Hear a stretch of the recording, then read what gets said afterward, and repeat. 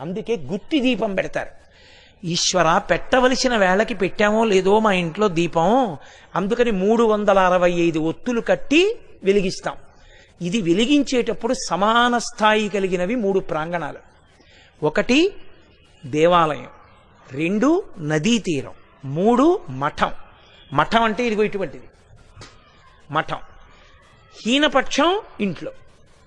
4 ఇంట్లో వెలిగిస్తే తిథి ఉండాలి, మఠాల్లో వెలిగిస్తే నిజానికి నక్షత్రం ఉండాలి. యథార్థంగా కార్తీక పౌర్ణమి అది. శివకేశవాలయముల యందు రెండింటిలోనూ ఏకకాలంలో జరిగే ఉత్సవం కార్తీక పౌర్ణమి ఒకటే.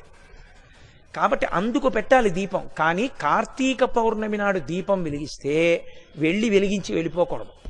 కొవ్వొత్తితో అస్సలు వెలిగించకూడదు దీపాన్ని. ఎందుకంటే అది చచ్చిపోయిన జంతువు యొక్క కొవ్వుతో తయారు చేయబడుతుంది. వెంటనే ఆ దీపం అపవిత్రం అవుతుంది. కాబట్టి కొవ్వొత్తులతో వెలిగించకూడదు, అగ్గిపుల్లతో వెలిగించకూడదు. కార్తీక పౌర్ణమి నాడు సుగంధమైనటువంటి దాంతో, అంటే అగరుపుల్ల వెలిగించుకుని అగరపుల్లతో దీపాన్ని వెలిగించుకోవాలి. వెలిగించి వదిలేయకూడదు. దాంట్లోకి వెంటనే అక్షతలు తీసుకుని చేత్తో పట్టుకుని దామోదరమావాహయామి అని కానీ, త్రయంబకమావాహయామి అని కానీ 2 మాటలలో ఏదో ఒకటి చెప్పాలి.